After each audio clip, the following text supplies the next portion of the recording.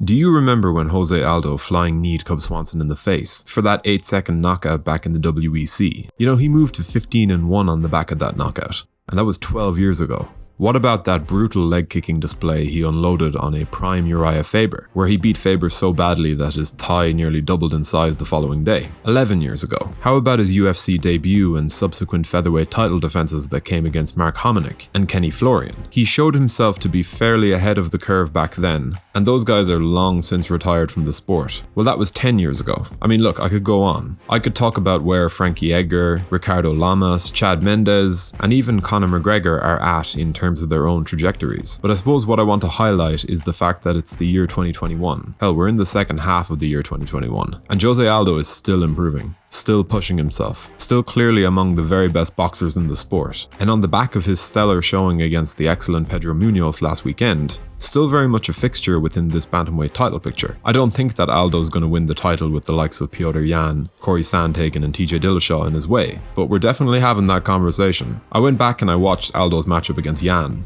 a fight that was just a joy to behold, such a high-level, nuanced treat for the senses. And yeah, Yan proved himself to be the better fighter, but in my book, Yan is the best bantamweight on the planet, and Aldo stood with him and made it a ridiculously intriguing affair. And to his credit, Aldo got that shot at the belt after losing a close decision to Marlon Moraes, a fight that I believe he clearly won. And in taking on Yan, he was literally getting used to a bantamweight frame after a career spent at featherweight, and doing it in a 5-round title fight. I think if we are to have a conversation about José Aldo as a top 5 bantamweight and have it with any degree of seriousness, I do think that it's important to point out that if his win over Pedro Munoz showed us anything, it's that Aldo is very clearly growing comfortable in his new slimline figure, as funny as that sounds. The man just broke his own record for striking output, landing 114 strikes at, I think it was a 60% striking accuracy. Aldo fought practically his entire featherweight career in 5-round fights, winning the majority of them, and the closest he came to touching this 3-round total was 102 strikes landed in his war with Chad Mendes. And on Saturday night, he did it without gassing, not even slightly. As the commentary team stated, Aldo had been fine-tuning his boxing in recent times, and it really did show. He stifled Munoz with a jab thrown with a level of confidence that we just haven't seen from Aldo before. And I mean confidence in the jab. And again, that output, his constant use of combos, the odd leg kick, it didn't gas him out. And when Munoz tried to exploit this boxing-heavy approach by firing off calf kicks, attempting to catch the older fighter out with the current trend, Aldo managed to check a good majority of those kicks. It was truly something to behold, and I was really in shock watching this fight. On a side note, if you're enjoying this content, be sure to subscribe to the channel to stay up to date with all of our latest uploads, before leaving a comment to let YouTube's algorithms know that we are fast becoming one of the best MMA channels on the platform. The man is 35 next month, the champion who lost his belt in embarrassing fashion 6 years ago, before then regaining it, and then losing out to the same guy twice in even more comprehensive fashion, in Max Holloway. He moved down in weight, which rarely works this well, especially at this point in your career. José Aldo is an absolute freak of nature, an ever-evolving specimen who, to this day,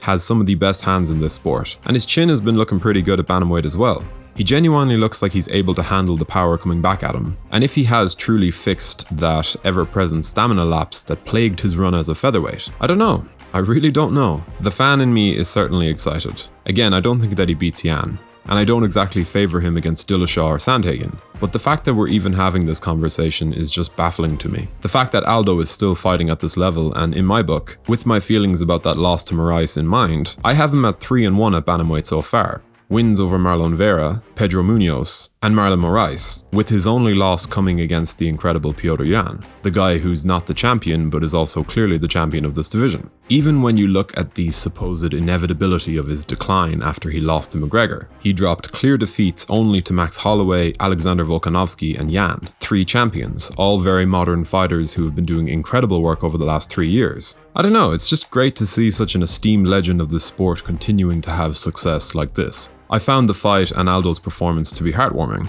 to be thrilling, and to be really spectacular if I'm being honest. There is no single shot in MMA that I love more than a José Aldo body punch. It's a shot that he always had in his locker, but man is he perfecting it on this post-title run. That whipping shot that buckled Jeremy Stephens, added to the demise of Renato Moicano, and has continued to be a prominent weapon for him at bantamweight. And again, he's jabbing now, jabbing with some real intent. He's breaking personal striking records. He's not gassing. He's taking shots well. He looks sharp, he looks quick, defensively excellent, and truly hungry. I'm not here to make any bold declarations about what this all means for Aldo as a member of the bantamweight top 5. I'm just happy to see one of the all-time greats continuing to be great. As far as his next outing, I think that setting him up for a major litmus test against either Rob Font or Corey Sandhagen is what I'd like to see personally. I think that Aldo at this point in his career should be given the chance to look upwards in the ranking rather than below him. Because if he can get past either of those guys, then there's yet another very serious conversation we need to have about José Aldo. And well, I suppose I'll be here to have it with you if it comes to it. The King of Rio still very clearly has a few tricks up his sleeve. But what did you make of Aldo's electric showing in the UFC 265 co-main event? And considering his career as a whole, where does this former champion fall in your own GOAT conversation? Is he top 15, top 10, top 5?